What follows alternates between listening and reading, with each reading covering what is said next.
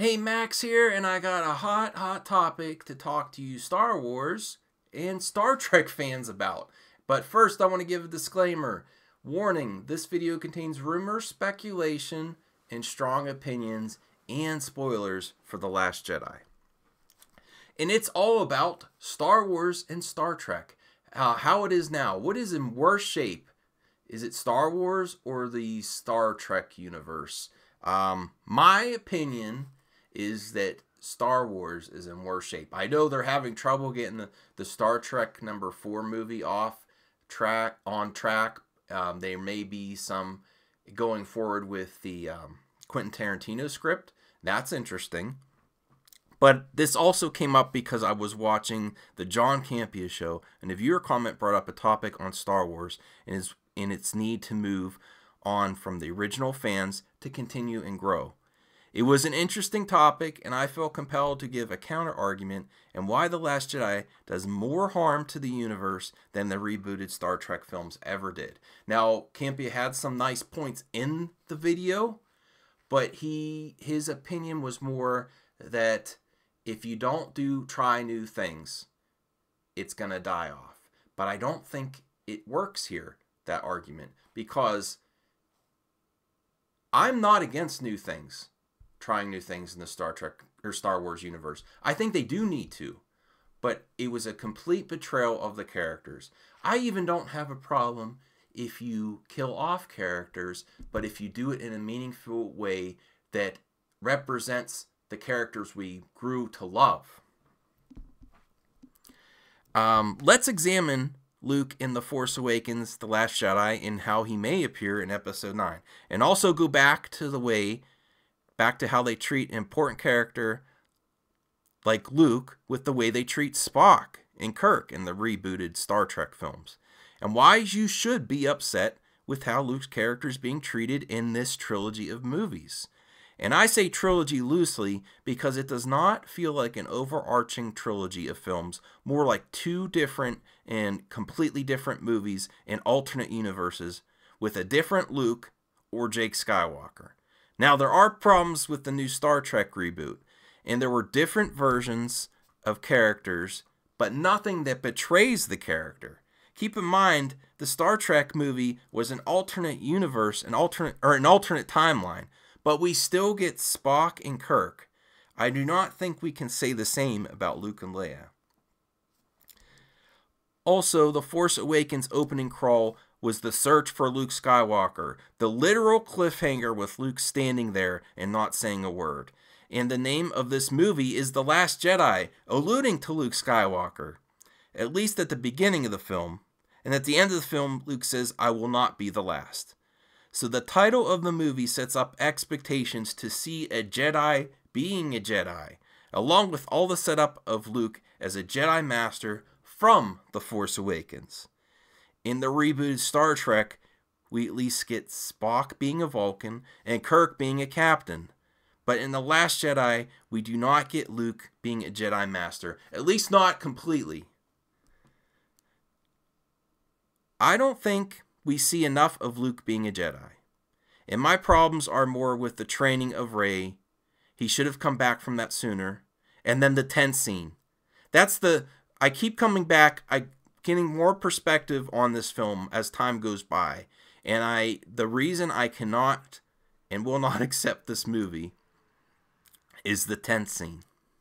That was not a Jedi Master. That was a Jedi Master. Well, he's not a Jedi Master because he's giving in to the number one, and I mean number one lesson. Fear is the path to the dark side. And that's the reason I can't accept this version of Luke or this movie. Luke was before Kylo burned down the temple. He should have been at the top of his game as a Jedi Master. And for him to give into the number one thing you do not do as a Jedi, fear of what Kylo might do, is my biggest problem with this movie. Maybe a Padawan would give in to fear, but a Jedi Master, especially Luke Skywalker, I don't think so. Star Trek also needed to make steps to broaden its fan base and not pander to original fans, but they did not treat characters and fans with such disrespect while doing it. Can you imagine? I hold Luke and Spock in such a high regard and some of the best science fiction characters out there. But can you imagine if they had Spock's last physical appearance in a film or TV series completely change course and go against everything you know about the character's personality and say, time has passed, people change? That would be illogical. Being a Jedi Master and a Vulcan can also be a good comparison. As a Jedi Master of the Jedi arts, he should not have given in to fear when Ben Solo did not do anything yet. It is the equivalent of a Vulcan acting solely on emotion. A Jedi and a Vulcan would not act this way, especially a seasoned Jedi Master or a wise Vulcan. It's like Ryan couldn't develop the turning of Ben or develop a backstory with how Snoke even had access to Ben. Was he also involved in training them? Nothing. Nothing is explained here. Instead, we have limited scenes where we need backstory with all the OG characters' stories sidelined. Luke never leaves the island. Leia gets a cheap, unbelievable force scene and then is put in a coma for half the movie. Even Chewbacca is treated horribly here. He should have more to do instead of comic relief. He did not. Brian, I don't believe, knew what to do with any of these characters, even Chewie. After Han isn't in the picture, he doesn't know what to do with Chewbacca. What a shame. A horrible scene with porgs and a rubber chicken toy. I would have more respect if he tore into the porg like he ripped off the arms in that Force Awakens deleted scene. And let's go back and listen and remember a quote from Han in the original trilogy.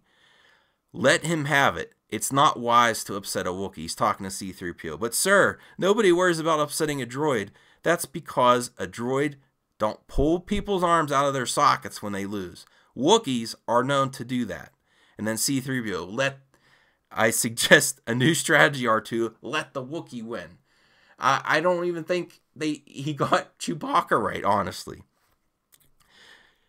Maybe the Luke at the end of The Last Jedi was more like a Jedi, but the one that approached Ben Solo was not. And his character was not treated evenly throughout the film. I think we can accept Luke's death and him shuttering himself off from the Force if it's all earned with great storytelling and scenes that back it up. And that's why I cannot and will not accept this version of him. Treat characters with respect. If you're going to send them off, do it in a way that does not betray why we fell in love with them in the first place.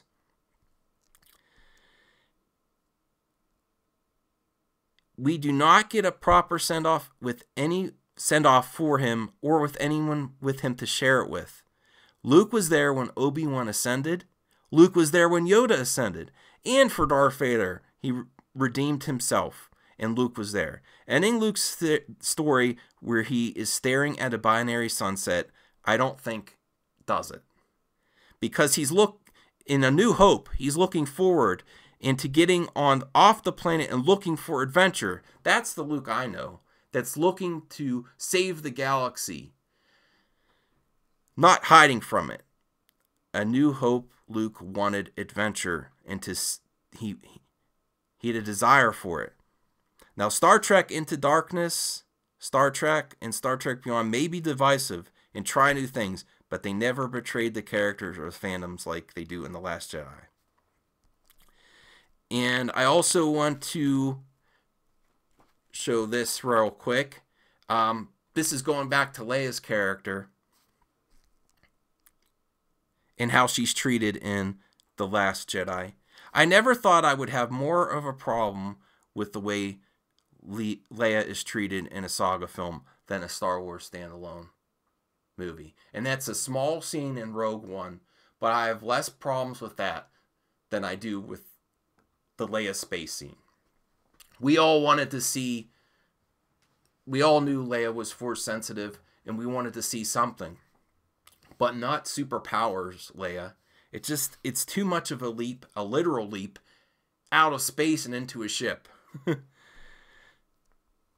And to get back to examining the Jedi and Vulcans, because it's an interesting comparison, let's examine that. The primary characteristics of a Vulcan is adherence to logic and rejection of emotional reasoning. Physically, they are humanoid with pointed ears and slanted eyebrows, the most visible feature distinguishing them from humans. They are also known to have green blood and are touch telepaths. Now, that's not necessarily important to this comparison, but the adherence to logic and rejection of emotional reasoning is. And then here's the characteristics of a Jedi in reacting to fear. Jedi avoid acting on the dark side of emotions like fear, anger, aggression, and hate. We might feel anger from time to time, but we do not have to act on that feeling out of anger or rage. And I think that scene betrayed how a Jedi would act and how Luke would act. At the point of the flashback, he was a master. And I can accept the way he acts on the island if the backstory makes more sense. Cut himself off from the Force, maybe because he was first betrayed by Kylo and Snoke, but not where he confronts him in a tent before it. Oh, beyond the problems I have with Luke and how they treated his character, the scene in the tent was wrong and awful for so many other reasons and other levels of creepiness. An uncle approaches his nephew while he's sleeping in a tent with his lightsaber out. I would have turned away to the dark side if masters are treating their Padawans like this. That scene was creepy on so many levels. It didn't treat Luke's character with respect, and it was odd. Instead of and I think we were all waiting for an amazing scene to show a little bit of what happened with Ben Solo turning to the dark side and the situation at the temple, but it's all confined to this tent scene. This doesn't work, and there's not enough there. We deserved that.